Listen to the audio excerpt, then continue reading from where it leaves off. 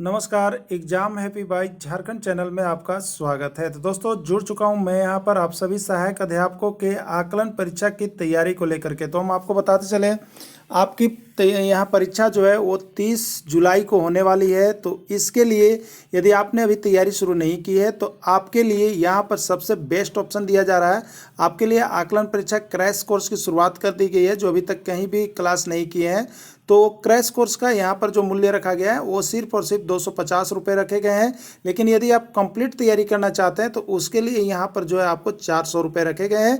सारे notes JCERT text book पाठ्यक्रम पर आधारित सारा नोट्स हाथ से लिखा हुआ बनाया गया है, जो कि स्पेशल आपके जैक मॉडल पर आधारित है और चैप्टर वाइज नोट्स यहाँ पर दिया गया है। तो यदि आप अभी तक इस नोट्स को लेकर के नहीं पढ़े हैं तो आप परीक्षा में जाने से पहले एक बार यह नोट्स को अवश्य पढ़ लेंगे, क्योंकि यह जैक मॉडल पाठ्यक्रम पर आधारित है और आपके टेक्स्ट बुक पर आधारित है। तो आपका जो यहाँ पर आकलन परीक्षा होना है वो आपके टेक्स्ट बुक पर ही आधारित होने जा रही है और यहाँ पर कम प्रश्न में बहुत ज़्यादा प्रश्न आपके भिड़ने की संभावना होगी। इसलिए आप यदि किसी भी बाजारू किताब की आप यहाँ पर पढ़ाई कर रहे हैं तो फिर ऐसा ना हो कि जेटेड के जैसा एक बार आपको पछतावा हो जाए कि 2 नंबर और 4 नंबर के खातिर फेल किए हो। तो यदि आप पछतावा नहीं चाहते हैं तो आप एक बार यहाँ से सारे नोट्स वीडियो PDF जरूर परचेज कर लेंगे।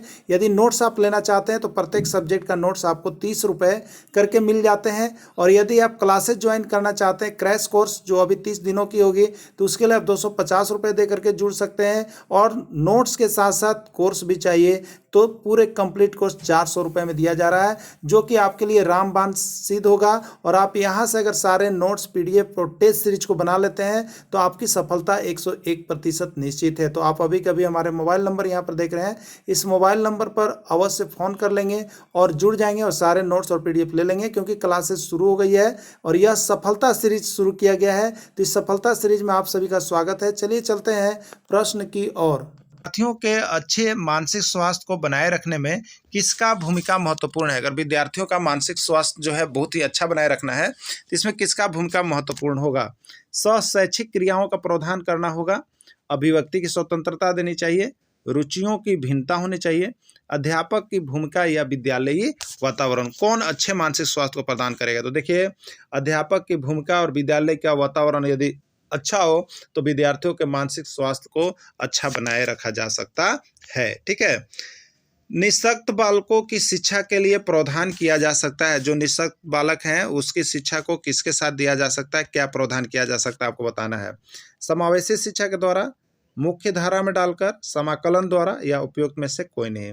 तो देखिए, किसी भी तरह का बालक है अगर उसको समावेशी शिक्षा के द्वारा किया जाता है तो ये सबसे बेस्ट होता है, क्योंकि उस बालक को सभी के साथ जाने का मौका मिलता है और सभी के गुण सीखने का मौका मिलता है। इसलिए इन्हें अलग नहीं किया जाना चाहिए बल्कि समावेशी शिक्षा के द्वारा दिया जाना चाहिए। ठीक है। पुस्तक है व्यक्तिवाचक संज्ञा, जातिवाचक संज्ञा, भाववाचक संज्ञा या द्रव्यवाचक संज्ञा। पुस्तक कौन सी संज्ञा है? तो देखिए, पुस्तक जो है पूरे जाति का बोध करा रहा है, ये कॉमन है। किसी भी पुस्तक का नाम लेते हैं तो उसमें कॉमन हो जाता है, इसलिए जो कॉमन पर्पज से होता है उसको जातिवाचक संज्ञा के अंतर्गत लेते हैं। तो पुस्तक जो है वो आपको जातिवाचक संज्ञा में आएगा। और संज्ञा से आपको इस तरह का नोट्स यहाँ पर आपको बना बनाया हुआ मिल रहा है, जो कि अब तक जितने परीक्षा में संज्ञा से आए हैं सारे संज्ञा को एक जगह हमने कलेक्ट करके आपको बना दिया है। आप अवश्य उस नोट्स को देख लीजिएगा, उस वीडियो को देख लीजिएगा। तो ग्रामर में आपको बता रहा है 18 में 18 आने से कोई रोक भी नहीं सकता है आपको। ठीक है। जरूर अभी तक यहाँ से परचेज कर लीजिएगा, जब भी आपको मिले जरूर खरीदिए। अगला है, रात और दिन में कौन सा समास है? द्वंद्व समास, द्विगु समास, बहुब्रीहि समास और तत्पुरुष समास। तो यहाँ पर समास का भी आपको नोट्स बहुत ही विस्तृत बना के दे दिया गया है, इसका वीडियो भी उपलब्ध है। आप सभी नोट्स और वीडियो एक बार परचेज करके जो पढ़ लीजिएगा।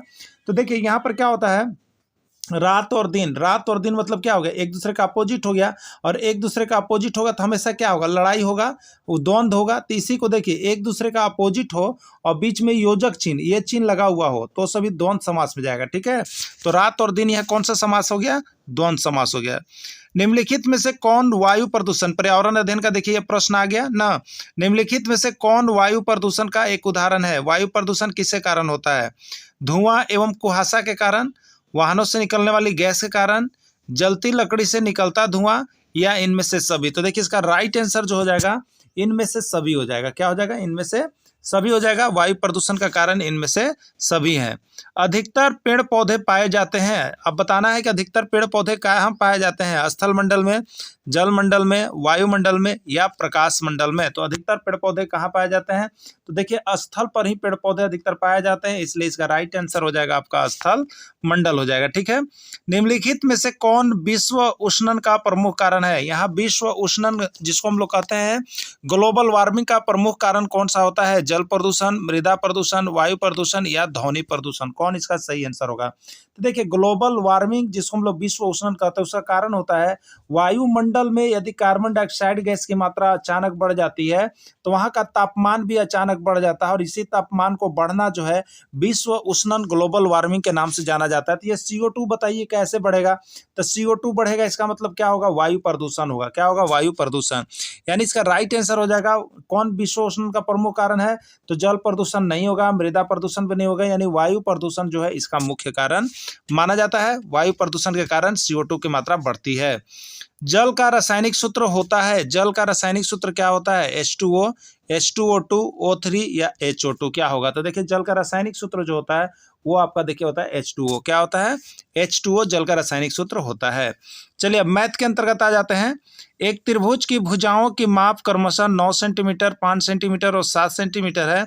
वह त्रिभुज किस प्रकार का है आपको बताना है। ठीक है, देखिए अब यहाँ पर त्रिभुज की बात कर लेते हैं हम लोग। एक त्रिभुज है, इसकी भुजाओं की बात करें हम तो एक को कह रहा है कितना, एक त्रिभुज की भुजाओं के माप मान लीजिए 9 सेंटीमीटर है, और एक 5 सेंटीमीटर है, और एक 7 सेंटीमीटर है। तो इस त्रिभुज की कोई भी भुजा आपस में बराबर नहीं है। तो जिस त्रिभुज की कोई भी भुजा आपस में बराबर नहीं होती है उसको हम लोग कहते हैं देखिए विषमबाहु त्रिभुज। क्या कहते हैं, विषमबाहु त्रिभुज। इसलिए इसका राइट आंसर हो जाएगा सी, विषमबाहु त्रिभुज। ठीक है, चलिए अगला है 10.1/2 मीटर लंबी रस्सी में से 4.5/2 मीटर रस्सी काट लिया गया है, शेष रस्सी की लंबाई बताइए। बहुत बारी प्रश्न पूछा गया है, आपको हम बता देते हैं। ठीक है, तो देखिए टोटल क्या होगा, कुल रस्सी की लंबाई जो है आपका 10.1/2 मीटर है, और उसमें से काट लिया गया है कितना, 4.5/5 मीटर, 8 मीटर। तो कितना बचा आपको बताना है। तो चलिए इसको हल कर लेंगे हम लोग। 10 दूनी 20 और 1 कितना हो जाएगा, 21/2 हो जाएगा ना। अब माइनस कितना हो जाएगा, 8 चौके 32 और 5 37/8 हो जाएगा। ठीक है, ये क्या हो गया आपका, तो ये भिन्न का घटाव हो गया। भिन्न का घटाव करेंगे तो 2 और 8 का एलसीएम कितना हो जाएगा बताइए, 2 और 8 का एलसीएम 8 होगा, 2 चौके 8 होगा, और यहाँ पर हो जाएगा किस चौक 84, और 84 में से 8 कम 8 37 घटाइएगा, 84 में से 37 घटाइएगा। ठीक है, 84 में से 37 घटाइएगा, आपको कितना बच जाएगा, तो 47/8 बच जाएगा। इसको जब आप हल कीजिएगा तो बट्टा में 8 होगा, 8 बचे कितना हो जाएगा 40, और 7 47, यानी 5.7/8 मीटर जो है बचेगा आपका। 5.7/8 मीटर किस में है, सी में है, यही इसका राइट आंसर हो जाएगा। तो आपका प्रश्न है 2 का पावर 0 प्लस 3 का पावर 0 प्लस 5 का पावर 0 प्लस 6 का पावर 0 का मान बताओ क्या होगा। तो ए होगा, बी होगा, सी होगा या डी होगा। ठीक है, देखिए आपको हम बता देते हैं यहाँ पर जो होता है किसी भी चीज का पावर जब 0 होगा तो उसका मान देखिए 1 होता है, किसी भी चीज का पावर 0 उसका मान 1। अब x की जगह पर आप 2 रखेगा तो 2 का पावर 0 तो उसका भी मान 1 होगा, x की जगह पर यदि 3 रखे और 0 तो उसका भी मान 1 होगा। यानी इसका आंसर क्या होगा, तो 2 का पावर 0 फिर प्लस है 3 का पावर 0 बराबर 1, फिर प्लस है, फिर 5 का पावर 0 तो इसका भी मान 1, फिर प्लस है, फिर 1। ठीक है, 1 और 1 2 और 1 3 और 1 4, यानी इसका राइट आंसर 4 हो जाएगा। 4 किस में है, तो 4 आपका डी में है, यही इसका राइट आंसर हो जाएगा। ठीक है, एक डब्बा में 7 हरा रंग के तथा 12 पीला रंग के पेंसिल है, तो हरे रंग वाले पेंसिल का पीला रंग वाले पेंसिल के साथ अनुपात ज्ञात कीजिए। देखिए सबसे पहले यहाँ पर हरा रंग का संख्या कितना हुआ है 7, और पीला रंग का संख्या कितना है 12, और अनुपात किससे पूछता है, ध्यान दे कीजिएगा, हरा रंग वाला पेंसिल, क्या बोला है, हरा रंग वाला पेंसिल का पीला रंग वाला पेंसिल के साथ। तो जो पहले है उसको पहले लिखिएगा और जो बाद में है उसको बाद में लिखिएगा। हरा अनुपात पीला पूछा है, हरा आपके पास 7 है, अनुपात दीजिए, पीला 12 है, यानी राइट आंसर 7:12 हुआ, यही इसका आंसर हो जाएगा। तो 7:12 किस में है, सी में है, यही राइट आंसर हो जाएगा। ठीक है, तो आप सभी जरूर यहाँ पर जुड़ जाएंगे, और इसके पहले आपको बता देते हैं ये सारा इसका नोट्स और PDF बना दिया गया है, जिसमें 30 रुपये प्रति सब्जेक्ट करके आप PDF यहाँ से परचेज कर सकते हैं सभी सब्जेक्ट का, जो कि आपको JCRT टेक्स्ट बुक से ही बनाया गया है और हाथ से लिखा हुआ है, जो कि आपको 100% जो है है यहाँ पर किताब का मिलेगा। तो आप सभी अभी जरूर जुड़ जाएंगे और जरूर नोट्स PDF परचेज कर लेंगे। 1 लीटर दूध का मूल्य 60 रुपये है, तो 5 लीटर दूध का मूल्य क्या होगा? 65, 240, 300 या 525। तो आप सभी जानते हैं 1 लीटर का मूल्य कितना है? 1 लीटर का मूल्य है 60 रुपये, इसलिए 5 लीटर का मूल्य कितना होगा? तो 5 गुने 60 करेंगे यानी 300 रुपये होगा। यह प्रश्न तो हमें लग रहा है कि सभी का सही होगा। चलिए बहुत अच्छी बात है, इस तरह के भी प्रश्न आपके आएंगे। आप ये नहीं समझिएगा कि सर तो बहुत हल्का दे रहे हैं, लेकिन हल्का प्रश्न ही आएगा। 45 प्रश्न होगा और समय बहुत कम है, तो आपको ऐसा ही प्रश्न आने वाला है। यदि आप भारी भारी बहुत ज़्यादा बड़ा प्रश्न देख रहे हैं तो आप भूल कर रहे हैं। आप छोटा ही प्रश्न को हैबिट कीजिए और कम समय में बनाने का प्रयास कीजिए। ये टेस्ट सीरीज आपको जो है, जो अगर 7 से 8 मिनट में बना दे रहे हैं, समझिए कि वो सब प्रश्न को सोल्व कर पाएंगे ना। तो 7 से 8 मिनट के अंदर बनाने का प्रयास कीजिएगा और टेस्ट सीरीज में तो जरूर जुड़िएगा। सिर्फ 99 में 2 का पावर 0 इंटू 1 का मान क्या होगा? तो बताइए, 2 का पावर 0 का मान 1 हो गया और गुने क्या करेंगे? 1 गुने 1 कितना होगा? 1 होगा। यही राइट आंसर होगा। 1 किस में है ऑप्शन? तो 1B में है। बी बिल्कुल सही हो गया। ठीक है, अगला है, देखिए पर्यावरण अध्ययन से ये प्रश्न आ गया। एक ऐसी धातु का नाम बतावें जो द्रव अवस्था में पाई जाती है। एक ऐसी धातु का नाम बतावें जो द्रव अवस्था में पाई जाती है। ये पर्यावरण अध्ययन के अंतर्गत भी आता है और विज्ञान के अंतर्गत भी आता है। आपको बता दें, विज्ञान वाले को भी पर्यावरण अध्ययन पढ़ना है और पर्यावरण अध्ययन वाले को भी विज्ञान पढ़ना है ना। तो देखिए, पारा एक ऐसी धातु है जिसको हम लोग Hg कहते हैं, जिसको हम लोग मरकरी कहते हैं। ठीक है, तो ऐसी धातु है जो धातु का गुण होता है कि वो ठोस अवस्था में पाया जाता है, लेकिन पारा एक ऐसी धातु है जो अपवाद है, यह द्रव अवस्था में पाई जाती है। तो बार बार 1 लाख बार प्रश्न पूछा गया है, एकदम समझ जाइएगा, सब आने वाला है। ठीक है, अगला, विश्व की सबसे प्राचीनतम पर्वत कौन सी है? देखिए, प्राचीनतम पर्वत, यहाँ एक नया चीज लग जाता है, एंशिएंट माउंटेन होता है प्राचीनतम पर्वत। ये भी 1001 से ज्यादा बार प्रश्न पूछ दिया गया है। हिमालय पर्वत, अरावली पर्वत, रॉकी पर्वत या एंडीज पर्वत। ठीक है, तो विश्व की सबसे प्राचीनतम पर्वत जो है वो आपका देखिए अरावली पर्वत है। कौन है? अरावली पर्वत है ना। बिना पचे हुए भोजन को बाहर निकालने में कौन मदद करता है? बिना पचे हुए भोजन को बाहर निकालने में कौन मदद करता है? कार्बोहाइड्रेट, प्रोटीन, रुक्षांश या कोई नहीं। देखिए, यहाँ पर जो राइट आंसर हो जाएगा वो आपका रुक्षांश होगा। देखिए, आजकल होता क्या है ना कि हम लोग जो जितना भोजन होता है उसमें से रुक्षांश को देखिए निकाल देते हैं और उसके बाद सब्जी उब्जी सब चीज़ बनाते हैं, सब के छिलके निकाल देते हैं। आपको हम बता देते हैं, छिलका युक्त भोजन जरूर करना चाहिए। जो छिलका होता है ना, यही रुक्षांश होता है और ये जो होता है पचे हुए भोजन को बाहर निकालने में मदद करता है, भोजन को पचाने में भी मदद करता है। इसलिए रुक्षांश युक्त भोजन जरूर करना चाहिए, सभी रुक्षांश को निकालना नहीं चाहिए। ठीक है, चलिए अगला देखते हैं। समुद्र और महासागरों का जल कैसा होता है? तो समुद्र और महासागर का जल कैसा होता है? अम्लीय, क्षारीय, उदासीन या कोई नहीं। तो देखिए, समुद्र और महासागर का जल जो होता है वो क्या होता है? लवणीय होता है। ठीक है, और यहाँ पर क्या होता है? खारा भी होता है और क्षारीय भी होता है, जिसके कारण लोग जब समुद्र में जो सेना लोग सफर करता है तो होता क्या है कि वो सब पानी अपना लेके जाते हैं जहाज में। नहीं तो वो तो कहेंगे कि हम पानी में रह रही है, पानी पी लेंगे, लेकिन इतना वो जो खारा होता है, इतना लवणीय होता है कि वो कोई पी यूज का नहीं होता है। इसलिए क्षारीय होता है और खारा होता है, जो आदमी नहीं पी सकता है। ठीक है, उच्चारण का सही भी, चलिए अब हिंदी के अंतर्गत आ जाते हैं। उच्चारण का सही संधि विच्छेद क्या चीज होगा? उत्तम जोड़ आचरण, उच्च जोड़ चारण, उत जोड़ चारण या उच्च जोड़ चारण। तो उच्चारण का देखिए सही संधि विच्छेद है उत जोड़ चारण, यही होगा। ठीक है, उत जोड़ चारण अब बहुत बारी पूछा गया है। तो केवल देखिए वैसे प्रश्न को ही हम लेकर के आते हैं जो हर एग्जाम में पूछा गया है। तो आप इस चैनल को भी सब्सक्राइब कर लीजिएगा और साथ ही साथ यहाँ पर जो है आपको आकलन परीक्षा से सारी जानकारी की तैयारी दी जा रही है। आप आकलन परीक्षा के लिए जुड़ जाइएगा। देखिए, 351 रुपये में पूरा फुल कंप्लीट कोर्स मिल रहा है। ठीक है, और यहाँ पर 30 रुपये प्रत्येक सब्जेक्ट का नोट्स मिल रहा है, 99 रुपीज़ में टेस्ट सीरीज मिल रहा है। तो आप लोग अभी जरूर जो है यहाँ पर मोबाइल नंबर देके फोन कर लीजिएगा। ठीक है, संतोष का विलोम शब्द है असंतुष्ट, निसंतोष, असंतोष या असंतोष। ठीक है, तो संतोष का विलोम शब्द जो है वो असंतोष होगा। ठीक है, अगला है, संध्या और रात्रि के बीच का समय के लिए सर्वाधिक उपयुक्त एक शब्द है। संध्या और रात्रि के बीच का समय के लिए सर्वाधिक उपयुक्त एक शब्द कौन सा होगा? गोधूली, शाम, रात या छाया। ठीक है, तो संध्या और रात्रि के बीच के समय का एक शब्द होता है जिसको हम लोग कहते हैं यहाँ पर गोधूली बेरा कहते हैं। ठीक है, गोधूली, क्या कहते हैं? गोधूली। कौन सा प्रत्यय लगाने से मधुर विशेषण भाववाचक संज्ञा में परिवर्तित हो जाएगा? ठीक है, मधुर है और मधुर का विशेषण लगाने पर क्या बनता है? मधुरता। क्या बनता है? मधुरता। तो उसमें कौन सा प्रत्यय लगाना होगा? ता लगाना होगा। मधुर का मधुरता होता है। ठीक है, चलिए अगला देखिएगा। Select the word with correct spelling for filling in the blanks in the given sentence. ठीक है, आपको सही सेंटेंस में जो फिल इन द ब्लैंक्स भरिएगा उसमें करेक्ट स्पेलिंग को भरना है। क्या भरना है? करेक्ट स्पेलिंग भरना है। There is no much difference in the result, मैंने दोनों के डिफरेंस में कोई भी रिजल्ट नहीं है। तो डिफरेंस का सही स्पेलिंग आपको इसमें से ढूंढना है। तो डिफरेंस का सही स्पेलिंग क्या होता है? DIFFERENCE। डिफरेंस, डिफरेंस मैंने क्या होता है? अंतर। तो डिफरेंस ये देखिए किस में लिखा हुआ था, देखिए DIFFERENCE फर्स्ट में लिखा हुआ, तो फर्स्ट इसका राइट आंसर हो जाएगा। ठीक है, please be brief. Brief, brief यहाँ पर जो हो गया संक्षिप्त के सेंस में होता है। तो ब्रीफ का स्पेलिंग आपको याद होना चाहिए। संक्षिप्त का क्या होता है? BRIEF। अभी किस में है? तो देखिए ये बी में है, BRIEF बी में है, यही इसका राइट आंसर हो जाएगा। ठीक है, अगला है keep do not make a noise ना। कीप क्या बोलता है कि शांति बनाए रखे। कीप क्वाइट, तो क्वाइट का स्पेलिंग इसमें क्या सही होगा? तो क्वाइट का स्पेलिंग होता है QUIET। ठीक है, QUIET किस में? देखिए सी में है, तो सी इसका राइट आंसर हो जाएगा ना। अगला है give me a proper for payment ना।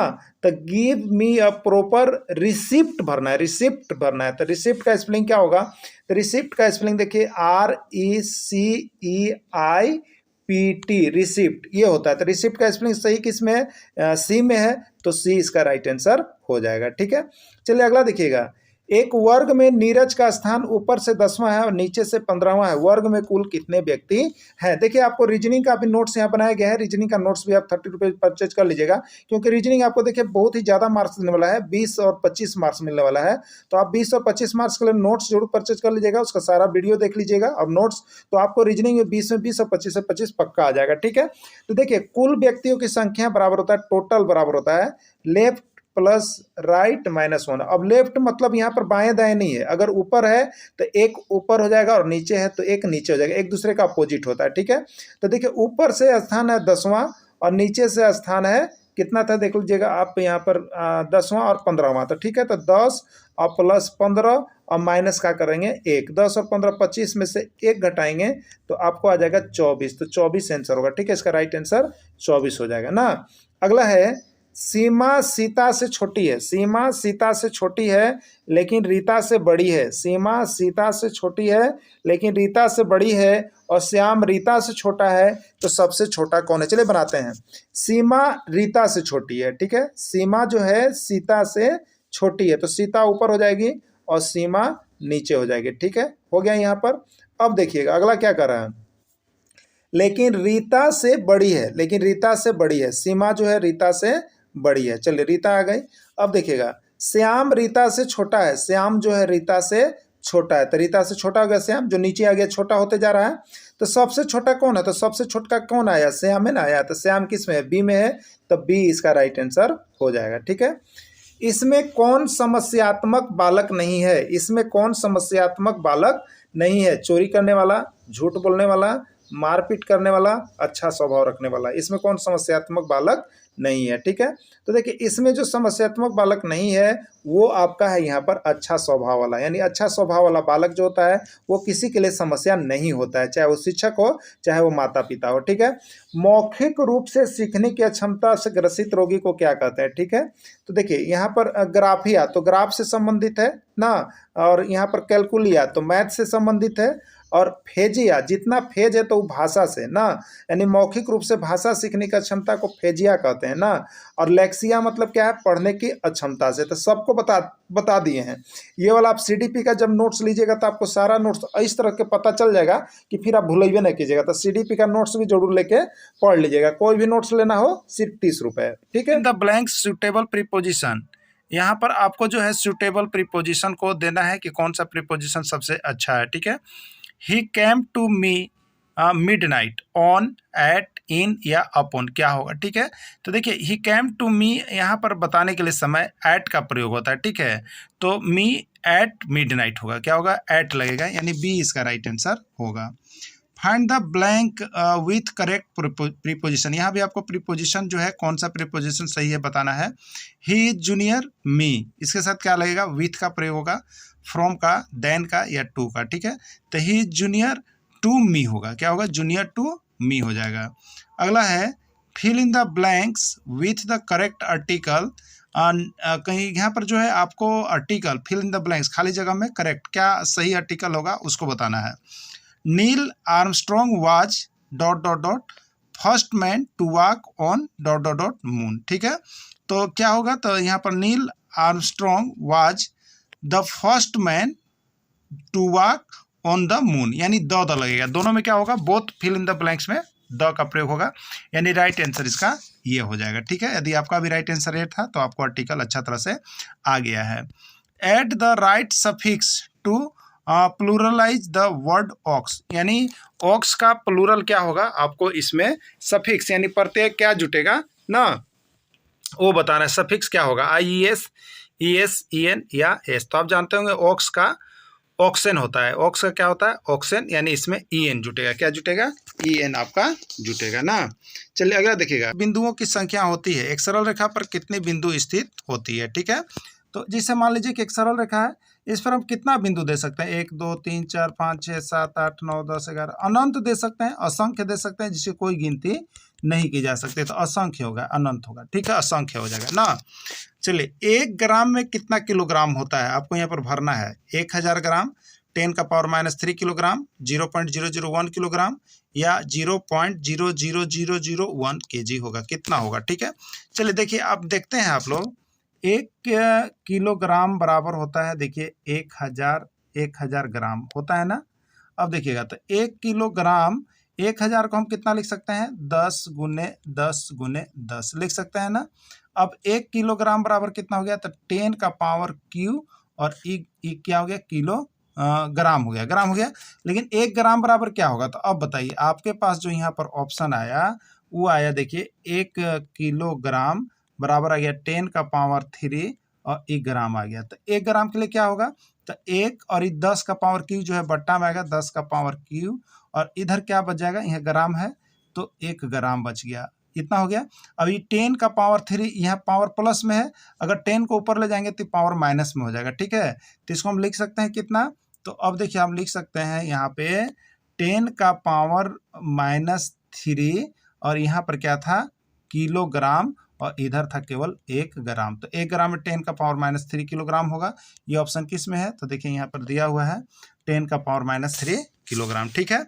जेड का मान ज्ञात कीजिए यदि संख्या 9 से विभाज्य हो। यहाँ पर आपको देखना है कि संख्या यदि 9 से विभाज्य है तो जेड का मान क्या होगा। तो देखिए आपको एक ट्रिक, हमने इसका सारा वीडियो बनाया हुआ है, आप लोग अगर जो हमसे जुड़े हैं, नहीं जुड़े हैं तो जुड़ जाइएगा और इसका नोट्स ले लीजिएगा, वीडियो भी आपको फ्री मिल जा रहा है। तो जेड का मान, तो देखिए जो दी गई संख्या 9 से विभाजित होगी, यदि संख्या के अंकों का योग 9 से विभाजित हो, ठीक है, बहुत शॉर्ट में हम लोग करेंगे, तो कितना था, देखिए 23Z6, यही है ना। तो देखिए 2 और 3 को जोड़िएगा 5, 5 और 6 को जोड़िएगा तो कितना हो जाएगा, 11, 11 जोड़िएगा। अब इसमें क्या जोड़िएगा कि 9 का पहाड़ा में आएगा, तो 9 का पहाड़ा में देखते हैं 9 आता है, 9 के बाद 18 आता है, तो आपको 18 देख लीजिएगा। तो यहाँ पर कितना हो गया, 2 3 5 6 11, यही था ना, 2 3 5 6 11। अब देखिएगा 2 3 5 6 11 हो गया और उसके साथ जेड है, तो 11 में 6 जोड़िएगा तो 17, ये 9 का पहाड़ा में नहीं आएगा। 11 में 7 जोड़िएगा तो 18, ये 9 का पहाड़ा में आएगा कि नहीं आएगा, तो यही 7 इसका आंसर हो जाएगा, ठीक है। इसका आंसर कितना हो जाएगा, 7 हो जाएगा ना। 2 3 5 6 11 और 7 जोड़ेंगे, जेड के जगह पर यदि 7 जोड़ेंगे तो 18, और 18 जो 9 से कट जा रहा है, यही इसका राइट आंसर हो जाएगा, तो 7 हो जाएगा, ठीक है। चलिए अगला देखिएगा, नीचे दिए गए शब्दों में से विषम शब्द चुनिए। रीजनिंग के अंतर्गत है, यानी कौन इसमें अलग है आपको बताना है। तकिया, रजाई, बिस्तर या बैंड बाजा। देखिए इसमें सबसे अलग कौन है, आप खुद बता सकते हैं। बैंड बाजा सबसे अलग है। ये सभी क्या है, तो बिस्तर की चीज़ें हैं, बेडरूम की चीज़ है, लेकिन बैंड बाजा जो है बजाते हैं हम लोग, बाहर की चीज़ है, ठीक है, ये बाजा है। अगला देखिएगा, आँख, कान, नाक और यकृत, ठीक है। तो आँख, कान, नाक ये सब क्या है, बाहरी भाग है, लेकिन यकृत जो है वो शरीर का आंतरिक भाग है, अंदर का भाग है, ठीक है। तो ये हमारी क्या होती है, ज्ञानेंद्रियाँ होती है, ये ज्ञानेंद्रियाँ है, इसलिए ये अलग है और ये हमारा शरीर का अलग है। तो सबसे अलग कौन है, इसमें यकृत है, ठीक है। अगला, मोफलर, दस्ताना, स्वेटर और धूप का चश्मा, ठीक है। तो ये मोफलर देख रहे हैं, कपड़ा हो गया, और ये कौन सा कपड़ा है, ठंडी का, दस्ताना भी ठंडी का, और स्वेटर भी ठंडी में प्रयोग करते हैं। लेकिन धूप चश्मा ये धूप के लिए है, और ये चश्मा अलग चीज़ है, ठीक है। तो सबसे ऑड इसमें हो गया धूप का चश्मा, यानी राइट आंसर डी होगा आपका, ठीक है।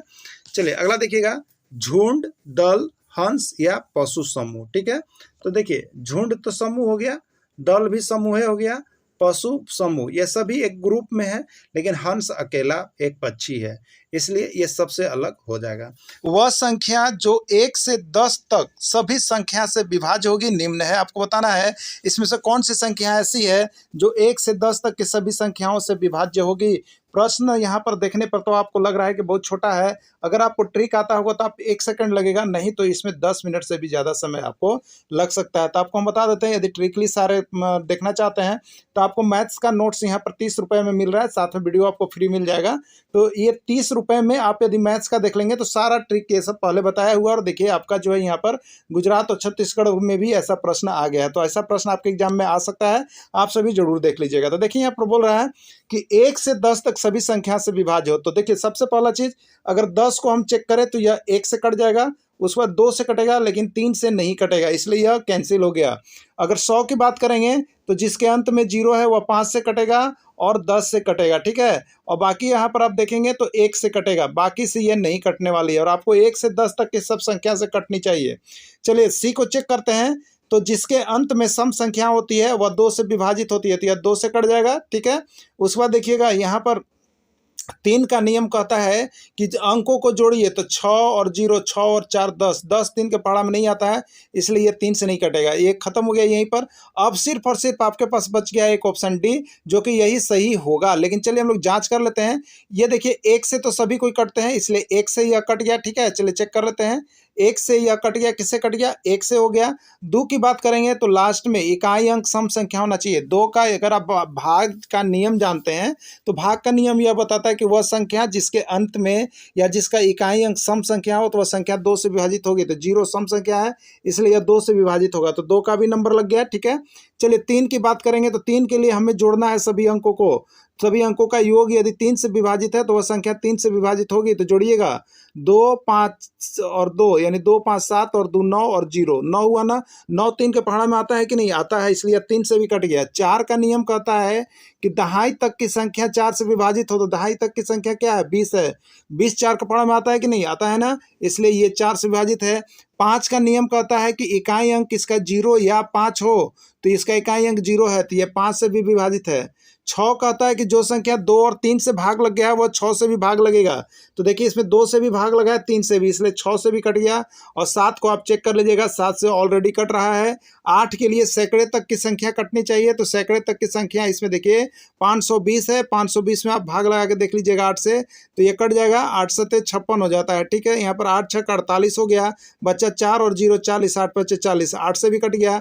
9 का नियम क्या कहता है कि संख्या के अंकों का योग 9 से विभाजित हो, तो संख्या के अंकों का योग मतलब 2 5 7 और 2 9 और 0, 9 हो गया ना, इसलिए ये विभाजित होगा। बात समझ गए आप। तो और 10 के लिए इकाई अंक 0 होना चाहिए, वो भी हो गया, यानी डी ऐसी संख्या है जो 1 से 10 तक के सभी संख्याओं से विभाजित हो रहा है, ठीक है। तो इस तरह से आप यहाँ पर भाग का नियम जरूर याद रख लीजिएगा, और नहीं होगा तो भाग का नियम का टोटल वीडियो और नोट्स बना हुआ है, आप सभी यहाँ से परचेज करके एक बार जरूर पढ़ लीजिएगा। सिर्फ 30 रुपये में आपको मैथ्स के सारे नोट्स मिल जा रहे हैं, जिसमें आपको JCERT टेक्स्ट बुक का बना हुआ है, जो 6 7 8 क्लास का पूरा कवर अप किया हुआ है 10 तक का, आप जरूर अभी कभी लेके जुड़ जाइएगा, ठीक है।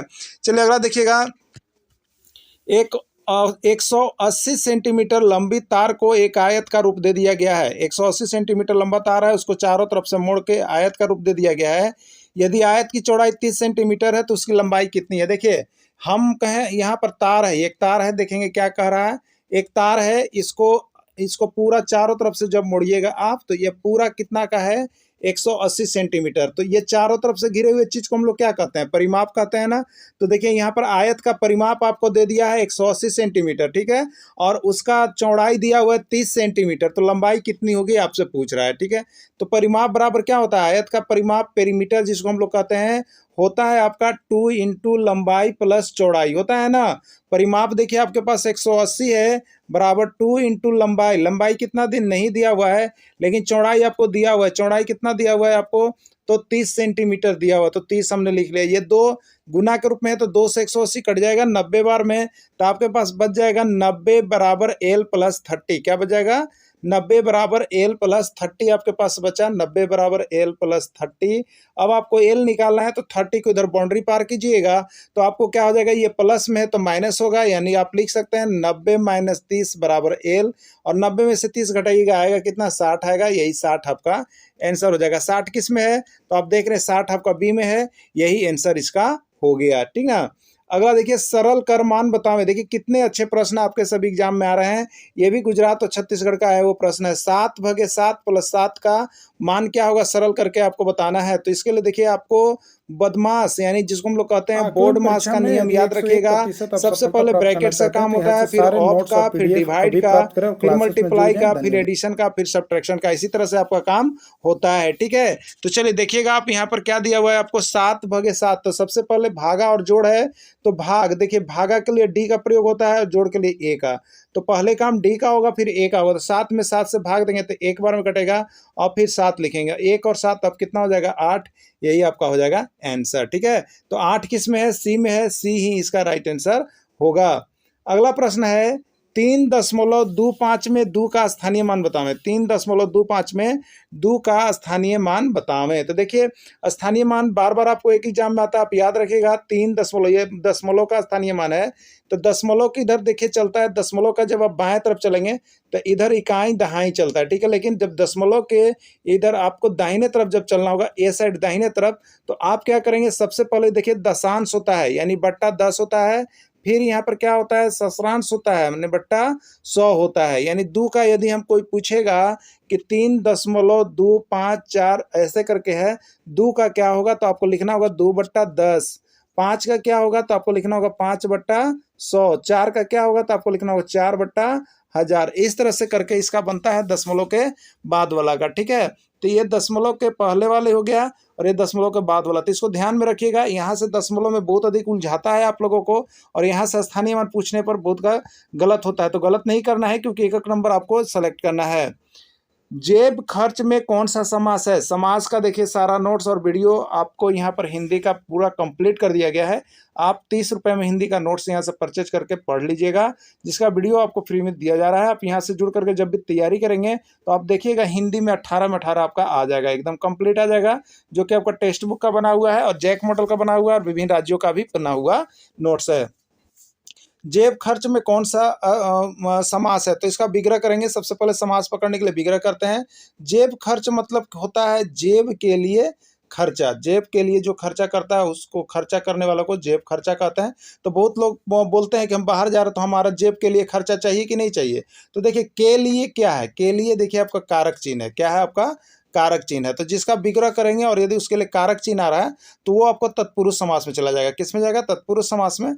तो तत्पुरुष समास डी में है। ठीक है, अगला, हानि लाभ में कौन सा समास है? हानि लाभ में कौन सा समास है? देखिए इस तरह का समास आपको मिले और एक दूसरे का विपरीत मिलेगा, माने लड़ाई झगड़ा करने वाला। हानि का उल्टा क्या होगा? लाभ, और बीच में देखिए योजक चिन्ह मिलेगा, एकदम पहचान रखिएगा। ठीक है, ये एक दूसरे के क्या होगा? विलोम होगा, विपरीतार्थक होगा, और बीच में योजक चिन्ह होगा। तो विलोम माने उल्टा चलेगा आपका, तो आपके बीच क्या होगा? द्वंद्व होगा ना, लड़ाई होगा ना। आप कहिएगा कि नहीं आज तुमको स्कूल जाना है, अगला व्यक्ति कहेगा आज हम नहीं जाएंगे, कोई कहेगा कि नहीं छुट्टी नहीं मिलेगा, आप कहेगा नहीं छुट्टी लेना। तो ये क्या होगा? लड़ाई होगा ना। तो यही दोनों विपरीत में होते हैं, इसलिए इसमें लड़ाई होते रहता है।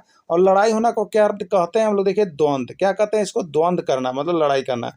तो जिसमें एक दूसरे का अपोजिट हो, विपरीतार्थक चिन्ह हो और बीच में योजक चिन्ह लगा हो, तो आपको द्वंद्व में एकदम मार देना है, टिक कर देना है। द्वंद्व को कभी भुलाइएगा नहीं ना। अगला प्रश्न है, नवरात्र में कौन सा समास है? नवरात्र का कौन सा समास है? विग्रह कीजिए। नवरात्र का मतलब क्या है? नौ रात्रों का समाहार। नौ रात्रों का समाहार को नवरात्र कहते हैं, जिसमें 9 रात जो है यहाँ पर काम होता है। तो 9 रात्रों के समाहार को शिक्षा का अधिकार अधिनियम 2009 किस पर बल देता है? शिक्षा का अधिकार अधिनियम 2009 किस पर बल देता है? मुख्य धारा पर, एकीकृत शिक्षा पर, समावेशी शिक्षा पर, या पृथककरण पर? किस पर देता है? ठीक है, तो शिक्षा का अधिकार अधिनियम 2009 जो है आपको समावेशी शिक्षा पर बल देता है। यह मुख्य रूप से समावेशी शिक्षा पर केंद्रित है। बच्चों की गलतियां क्या होती है? आपको देखना है। बच्चों की गलतियां शिक्षण अधिगम प्रक्रिया में महत्वहीन है। नहीं, बच्चे तो शिक्षण अधिगम प्रक्रिया में करते ही हैं, उसका महत्व होता है। प्रदर्शित करती है कि बच्चे कितने लापरवाह हैं, ये भी चीज नहीं है। बार बार अभ्यास से सुधारा जा सकता है, ये भी नहीं है। और यह अधिगम प्रक्रिया का एक भाग है तथा उसके विचारों को एक अंतर्दृष्टि देता है। ये बिल्कुल सही है कि बच्चे की जो गलतियां होती है वो क्या है, तो जो लर्निंग चल रहा था उसका एक भाग है, जो आप सिखाते हैं उसके अंतर्गत ये कुछ कुछ गलतियां जो होती है होती रहती है, अधिगम प्रक्रिया का एक भाग है तथा उनके विचारों के एक अंतर्दृष्टि देती है। बिल्कुल आपका सही है, ठीक है। राइट आंसर डी है। एक बच्चा का बुद्धि लब्धि 70 है, वह बच्चा किस प्रकार का है? प्रतिभाशाली है, मूर्ख बच्चा है, तीव्र बुद्धि वाला है, तेज बच्चा है। यदि बच्चा का बुद्धि लब्धि 70 तक है तो मूर्ख बच्चा है या जड़ जड़ बुद्धि का बच्चा है, उसको हम लोग कहते हैं। अगला प्रश्न मैथ सेक्शन का हो जाएगा। यदि x बराबर 1 y बराबर 2 तो X square plus Y square का मान बतावे क्या होगा, ठीक है। देखिए X square plus Y square बराबर क्या होगा आपको बताना था, तो ठीक है। एक्स का मान 1 है तो इसको हम करेंगे 1 का स्क्वायर, वाई का मान 2 है तो इसको करेंगे 2 का स्क्वायर, ठीक है। तो 1 का स्क्वायर देखिए 1 हो गया और 2 का स्क्वायर 4 हो गया, तो 1 और 4 कितना होता है 5। यही इसका राइट आंसर हो जाएगा, ठीक है। चलिए अगला देखिएगा। मान ज्ञात कीजिए 0.25 भागा 0.05। चलिए मान ज्ञात करते हैं। 0.25 और भागा है 0.05। देखिए नीचे से जब दशमलव हटाते हैं तो ऊपर क्या होता है, 2 अंक के बाद दशमलव है तो ऊपर 100 बैठ गया, और ऊपर से जब हटाएंगे तो नीचे भी मेरा दशमलव 2 अंक के बाद था तो 2 को 0 बैठ गया एक पर, यानी ये भी 100 और ये 100 कट गया, तो हमारे पास बच गया है ऊपर 25 और नीचे 005 का मतलब 5, तो 50 कितना हो जाएगा 25 हो जाएगा, यानी इसका राइट आंसर 5 होगा, ठीक है। तो 5 किस में है, सी में है, यानी इसका राइट आंसर कितना हो जाएगा, सी हो जाएगा, यही आपका राइट आंसर है। समबाहु त्रिभुज का क्षेत्रफल होता है, बहुत बार देखिए प्रश्न पूछा गया है कि समबाहु त्रिभुज का क्षेत्रफल क्या होता है, √3/2 भुजा का स्क्वायर, √3/4 भुजा का स्क्वायर, √3/2 भुजा का स्क्वायर या √3 भुजा का स्क्वायर, ठीक है। तो समबाहु त्रिभुज का क्षेत्रफल बराबर होता है देखिए √3/4 इंटू भुजा का स्क्वायर, यही होता है समबाहु त्रिभुज का क्षेत्रफल। अगला देखिएगा 12/4 गुने 12-6 का मान बतावें, ठीक है। तो चलिए बोर्ड मास के नियम से आप लोगों को यह बता दिया गया है। बोर्ड मास यानी पहले ब्रैकेट्स का काम, फिर ऑफ का काम, फिर डिवाइड का काम, फिर मल्टीप्लाई का काम, फिर एडिशन और फिर सब्ट्रैक्शन। इसको याद रखिएगा, ये बदमाशवा का नाम याद रखिएगा, बदमाश, बदमाश से हम कहते हैं, समझ गए। बदमाश सीख जाएगा ना तो यहाँ से 1 नंबर आपका एकदम छप रहा है क्वेश्चन, तो बदमाश याद रखिएगा। तो देखिए ये क्या है, भाग है, भाग मैंने डी हो गया, और ये क्या है मल्टीप्लाई है, गुना, गुना मतलब एम हो गया, और ये क्या है सब्ट्रैक्शन मैंने एस हो गया। तो देखिए बैठल है एकदम नियमानुसार बैठल, पहले डी के काम होगा, फिर एम का काम होगा, फिर ए से काम होता है। डी के काम कीजिए ना, 12 में 4 से भाग दीजिएगा, बताइए कितना बचेगा, 3 बच गया ना। अब 3 गुने 12-6 हो गया। अब सेकेंड बार केकरा काम कीजिएगा, गुना है और घटाव है, तो पहले गुना एम के काम होगा तब ए के काम होगा। तो एकरा कीजिए ना 3 गुने 12, तो देखिए कितना हो गया 36, और माइनस हो गया 6, 36 में से 6 घटाइएगा तो कितना आएगा बताइए, 30 आएगा ना। तो 30 से एक आंसर हो जाएगा। 30 किस में है, डी में है और सी में है। तो देखिए यहाँ गलती से सी और डी दोनों में 30 लिखा गया है, तो आप सी मारे होंगे तो भी सही, डी मारिएगा तो भी सही, डी 30 आंसर होगा ना। अगला है fill in the blanks with correct article in the following sentence. My brother is in Indian army, A an और द लगेगा, क्या लगेगा, देखिए माय ब्रदर इज इन, अगर यहाँ पर केवल आर्मी रहता तो एन लगता, लेकिन इंडियन आर्मी है इसलिए यहाँ पर आपको द लगाना है, क्या लगाना है, द लगाना है। Write the antonym of the word profit. Antonym विपरीतार्थक शब्द बताना है, विलोम शब्द आपको बताना है, ठीक है। प्रॉफिट का क्या होता है, प्रॉफिट मतलब होता है देखिए यहाँ पर लाभ, प्रॉफिट मतलब लाभ होता है, तो लाभ का उल्टा क्या होगा, तो आपके दिमाग में होगा कि लाभ का उल्टा हानि होगा, ठीक है। हानि इसमें किसका है, तो देखिए सी, लॉस, लॉस में क्या होता है, हानि होता है, तो ये लॉस इसका अंटोनिम हो जाएगा। Write the correct past tense of the verb buy. देखिए यहाँ पर हम लोग लेते हैं प्रेजेंट पहला रूप, वर्ब का पहला रूप, फिर पास्ट V2, फिर past present past participle V3 हो गया, फिर यहाँ पर V4 ING और फिर लेते हैं V5 लेते हैं ना। तो V1 बाई होता है, तो V2 उसका क्या होता है, बाउट होता है, क्या होता है, बाउट होता है, BOUGHT। तो यहाँ पर पास्ट टेंस रूप उसी को V2 को कहते हैं, तो V2 का क्या हो जाएगा, सी हो जाएगा, बाउट हो जाएगा। ओके चलिए अगला देखिएगा। ओह the dog is dead, right the name of sentence, ठीक है। Write the name of sentence, affirmative sentence है, निगेटिव है, एक्सक्लामेटिव है या इंपरेटिव है, ठीक है। देखिए कभी भी इस तरह का साइन लग जाए आपका कोई भी सेंटेंस में, इस तरह का साइन, तो ये देखिए विस्मयादि बोधक चिन्ह होता है, हिंदी में कहते हैं, और एक अंग्रेजी में कहते हैं एक्सक्लामेशन, क्या कहते हैं इसको, एक्सक्लामेशन साइन, ठीक है। तो एक्सक्लामेशन साइन जिसमें रहेगा उसको एक्सक्लामेटरी सेंटेंस या एक्सक्लामेशन सेंटेंस जो भी नाम देगा आपको ले लेना है, ठीक है। तो यहाँ पर एक्सक्लामेशन सेंटेंस जो है आपका वो किस में है, तो सी में है, सी इसका राइट आंसर हो जाएगा, ठीक है।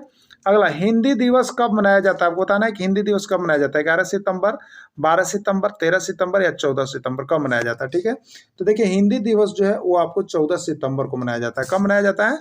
हिंदी दिवस 14 सितंबर को मनाया जाता है। ठीक ना। देखिए अगला है कि इसमें ऊष्म व्यंजन कौन सा है? बहुत बड़ा है ऊष्म व्यंजन। तो वैसा व्यंजन जिसमें बोलने से मुख से ऊष्मा निकलती है। ठीक है, और मुंह से रगड़ खा के वह ऊष्मा के रूप में निकलती है, तो उसको ऊष्म व्यंजन कहते हैं। और ऊष्म व्यंजन में देखिए कौन कौन आता है, तो तालव स, मूर्धन्य स, दंत स और ह, इतना आता है 4 गो। लेकिन यहाँ पर दिया हुआ तालव स, मूर्धन्य स और दंत स। तो ये स वाला जितना होता है ना, देखिए ऊष्म स आ रहा है ना, तो स वाला सब डाल दीजिएगा ऊष्म व्यंजन में। बात समझ गए ना। चलिए, शुद्ध शब्द का चयन कीजिए। इसमें शुद्ध कौन लिखल है से बताना है आपको। आहार, आकाश, नारी या तिथि। देखिए आहार बिल्कुल शुद्ध शब्द है। आकाश नहीं होता, देखिए गलत है, आकाश लिखते हैं हम लोग, आकाश, आकाश, ये सही होता है, ये गलत है। अब देखिए नारी ऐसे नहीं होता, नारी, री में दीर्घ होता है, ये सही, ये गलत है। अब तिथि, तो ठीक है, तो तिथि देखिएगा, तिथि, इसमें उल्टा लिख दिया गया है। तो सही कौन है? आहार है, सही आहार है। ठीक है। मुरलीधर कैसा शब्द है? मुरलीधर कैसा शब्द है आपको बताना है। ठीक है, तो देखिए मुरलीधर 2 गो शब्द है, एगो मुरली है और एगो धर है। ठीक है, तो मुरली को जो धारण करता है उसको मुरलीधर कहते हैं। ठीक है, तो ये यौगिक शब्द हो सकता है, लेकिन मुरलीधर किसको कहते हैं यहाँ पर विशेष अर्थ निकला है, श्री कृष्ण जी के मुरली बजावेला। ठीक है, तो यहाँ पर जब विशेष अर्थ निकलेगा तो वो देखिए योगरूढ़ में जाएगा। किस में जाएगा? योगरूढ़ में जाएगा, तो ये योगरूढ़ इसका आंसर हो जाएगा। अनुकूल का विलोम शब्द है, आपको बताना है कि यहाँ जो अनुकूल है उसका विलोम शब्द क्या है। आकलन है, प्रतिकूल है, कूलन है या चूलन है। ठीक है, तो अनुकूल का विलोम शब्द क्या होता है? प्रतिकूल होता है। क्या होता है? प्रतिकूल होता है। ओके, यदि प्योर का कूट शब्द क्यू भी एसएफ है तो श्योर का कूट शब्द क्या होगा भैया? तो देखिए यहाँ पर प्योर लिखा हुआ है, PURE, प्योर।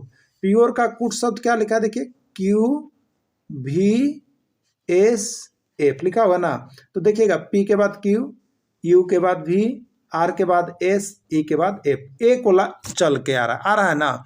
तो वही चीज आप इसमें भी कीजिए, वही चीज जो है आप इसमें भी कर लीजिएगा। ठीक है, क्या करेंगे हम? तो देखिए इसमें हम करेंगे Q क्या है आपका? Sure, SURE, sure. तो एस के बाद क्या होता है? टी, यू के बाद क्या होता है? भी, आर के बाद क्या होता है? एस, ई के बाद क्या होता है? एफ, यानी TVSF होगा। क्या होगा? TVSF। TVSF किस में है? बी में, नंबर में, तो बी ए इसका राइट आंसर हो जाएगा ना। इसमें कौन सा कर्मक क्रिया है आपको बताना है कि इसमें कौन सा कर्मक क्रिया है। राम पढ़ा, सीता सोई, राधा पुस्तक पढ़ती है, श्याम सो रहा है, इसमें कौन सा कर्मक क्रिया है? ठीक है, तो वैसी क्रिया जिसमें कर्ता साथ में हो। ठीक है, वैसी क्रिया जिसमें यहाँ पर क्रिया जो है उसके साथ कर्म हो, जिसके साथ कर्म हो उसको हम लोग सकर्मक क्रिया कहेंगे, जिसके साथ कर्म हो उसको सकर्मक क्रिया कहेंगे।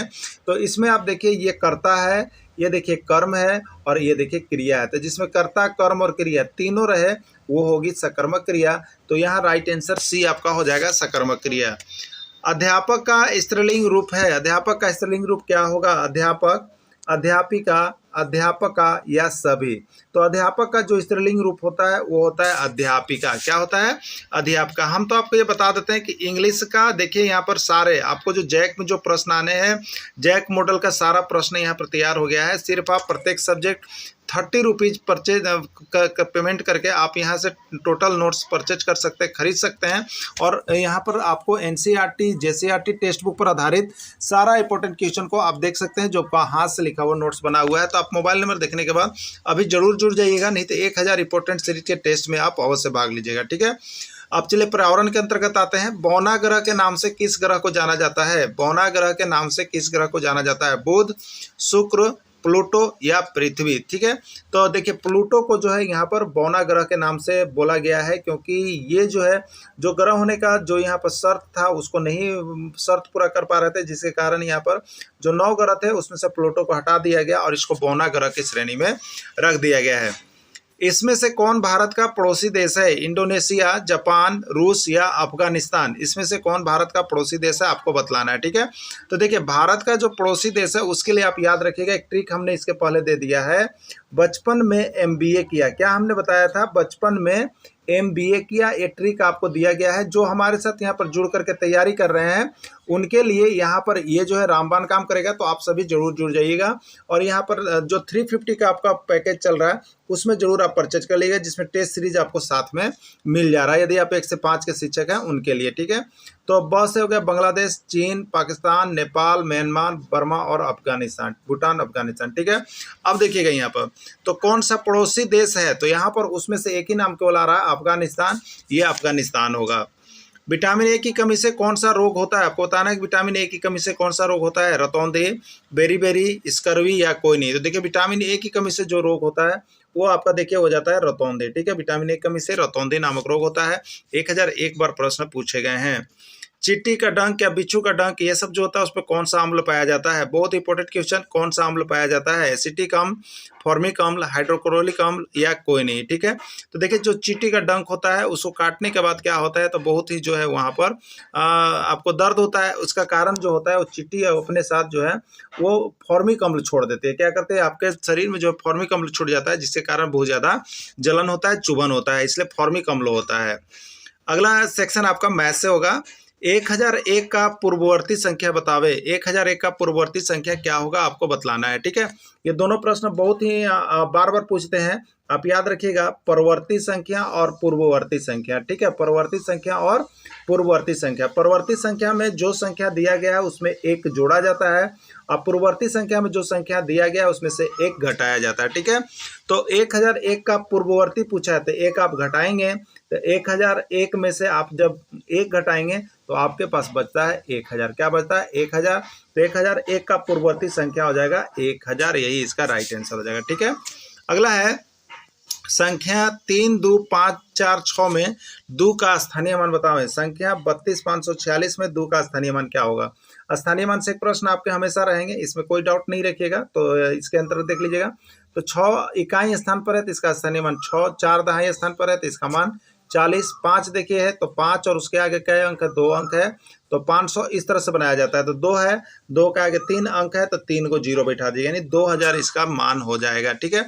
और इसका पूरा डिटेल्स आप देखना चाहते हैं तो आपको सारा डिटेल्स दे दिया गया है। आप हमारे नोट्स को परचेज कर लीजिएगा, जिसका वीडियो भी आपको मिलेगा। और यहाँ जब नोट्स और वीडियो आप दोनों देखेंगे तो आप यहाँ से सारे प्रश्नों को सॉल्व अवश्य कर पाएंगे, ठीक है। तो चलिए अगला देखते हैं। यहाँ पर भिन्न 3/4 और 5/2 में कौन बड़ा है, आपको बताना है कि भिन्न जो है 3/4 और 5/2 में कौन बड़ा है, ठीक है। तो देखिए इसको बड़ा छोटा पता करने के लिए आप इस प्रकार से कर लीजिएगा, 3/4 और 5/2 हम लिख लिए, और इसको तिरछा तिरछे गुना कीजिए, यानी 3 को 2 से गुना कीजिए तो 6 आएगा, और 4 को 5 से गुना कीजिए तो 20 आएगा। अब आपको देखना है कि 6 बड़ा है कि 20 बड़ा है। तो 20 बड़ा है, तो 20 किधर वाला में आया था, 5/2 वाला में आया है, तो 5/2 बड़ा है, आपको लिख देना है, ठीक है। इसका राइट आंसर हो जाएगा 5/2। एक त्रिभुज में कोण ए बराबर 50 डिग्री, कोण बी बराबर 70 डिग्री, तो कोण सी का मान बताइए क्या होगा। तो देखिए इसके लिए क्या करेंगे, तो त्रिभुज के तीनों कोणों का योगफल, जिसको हम कह लेते हैं कोण ए प्लस कोण बी प्लस कोण सी, इक्वल होता है कितना, देखिए 180 डिग्री होता है ना।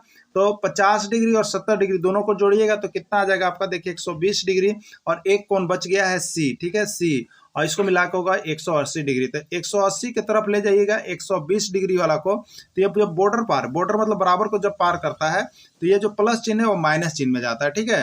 तो 180 में से 120 जब आप घटाएंगे तो आपको देखिए आ जाएगा 60 डिग्री। क्या आ जाएगा, 60 डिग्री। इसका राइट आंसर 60 डिग्री होगा, और 60 डिग्री दिया हुआ है सी में, जो कि आपका सही आंसर होगा। तो आप सभी का भी सही आंसर आ रहा होगा, आप लोग सभी सही जवाब दे रहे होंगे। तो आप जरूर, आपके जो भी शिक्षक मित्र लोग हैं अभी तक यहाँ पर अगर आकलन परीक्षा की तैयारी में नहीं जुड़े हैं तो आप जुड़ जाएंगे, क्योंकि आकलन परीक्षा बहुत ही जल्द होने वाली है। Choose the plural for. उद्देश्य और विधेय किसके अंग होते हैं, आपको बताना है कि उद्देश्य और विधेय किसके अंग होते हैं, वाक्य के, रचना के, शब्द के या अर्थ के। देखिए एक वाक्य हम लिखते हैं, जैसे हमने लिखा राम पढ़ता है, ठीक है, राम पढ़ता है, यह क्या है, एक वाक्य है, ठीक है। इस वाक्य का 2 भाग है, एक है राम और एक है पढ़ता है पूरा।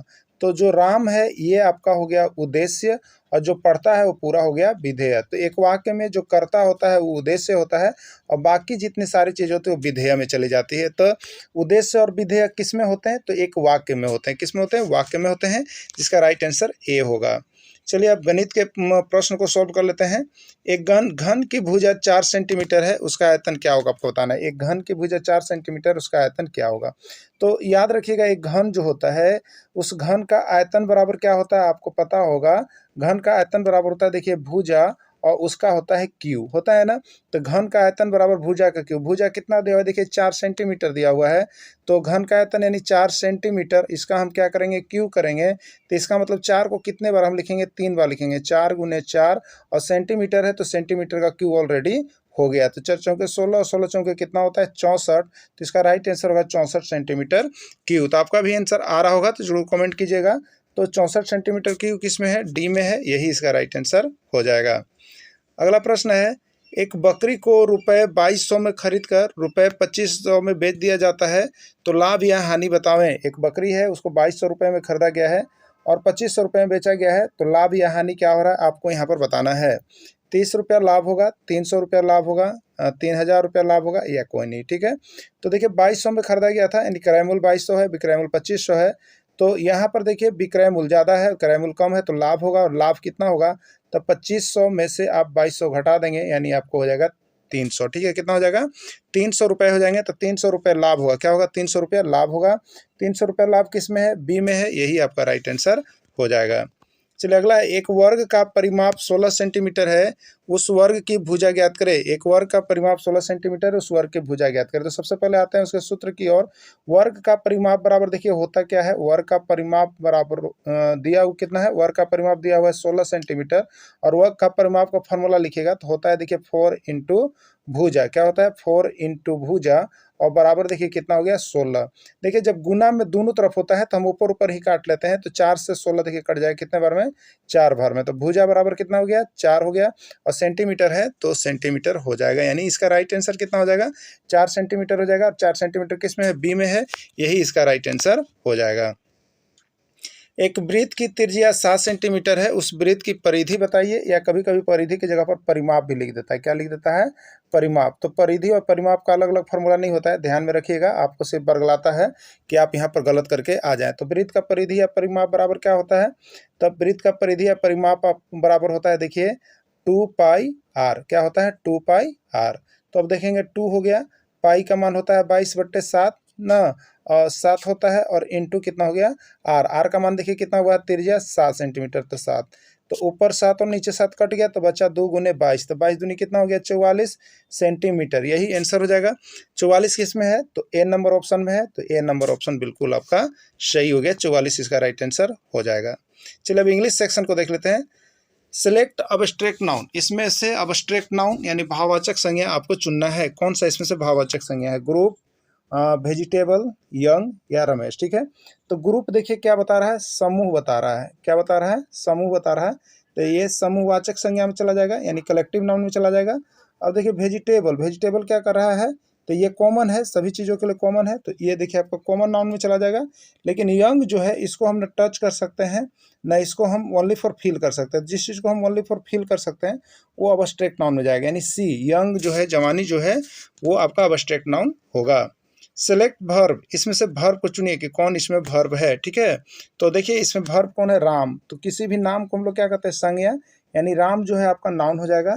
गुड, गुड क्या है, अच्छा, मतलब विशेषता है किसी चीज़ का, तो जिसका विशेषता है उसको हम लोग एडजेक्टिव के अंदर ले जाएंगे, तो ये एडजेक्टिव हो गया। रन, रन देखिए क्या है, क्रिया है, दौड़ना ना। तो कोई भी क्रिया जो हम करते हैं, कोई भी कार्य, कोई भी एक्शन को हम वर्ब कहते हैं, तो इसमें वर्ब चुनना था, तो वर्ब आपका रन हो जाएगा, जिसको हम लोग दौड़ना कहेंगे। ठीक है, अगला है सेलेक्ट एडजेक्टिव, इसमें एडजेक्टिव आपको चुनना है कि एडजेक्टिव कौन है, पपाया, मैंगो, रीडिंग या बैड। पपाया क्या है, नाउन है, मैंगो क्या है, नाउन है, रीडिंग क्या है, वर्ब है, रीडिंग क्या है, वर्ब है, पढ़ना। लेकिन बैड क्या है, तो ये विशेषता, गुण, अवगुण कुछ भी होगा तो उसको हम लोग डालेंगे किस में, तो यहाँ पर एडजेक्टिव में डालेंगे, तो बैड जो है आपका एडजेक्टिव है। अगला है select antonyms of words good, good का अंटोनिम क्या होगा, टॉल, बैड, राम या बिग। गुड का अंटोनिम क्या होगा, तो गुड का अंटोनिम क्या होगा, बैड होगा, जिसको लोग विपरीतार्थक शब्द कहते हैं, उल्टा शब्द कहते हैं। तो गुड का मान अच्छा, अच्छा का क्या होता है, खराब। तो गुड अच्छा हो गया, बैड खराब हो गया। ठीक है, चलिए अब हम लोग यहाँ पर और देख लेते हैं। सीडीपी और रीजनिंग दोनों आ गया है। विकास है, विकास किस प्रकार की प्रक्रिया है आपको इसमें देखिए दिया हुआ है। जीवन पर्यंत प्रक्रिया है, बिल्कुल सही बात है, विकास जीवन पर्यंत होते रहता है। गर्भधारण से लेकर मृत्यु तक चलता है, ये भी सही है कि गर्भधारण से लेकर मृत्यु तक चलता है। निरंतर चलने वाला है, तो विकास निरंतर चलने वाली प्रक्रिया है। डी सभी, तो इसका राइट आंसर देखिए हो जाएगा सभी। क्या हो जाएगा? सभी इसका राइट आंसर हो जाएगा।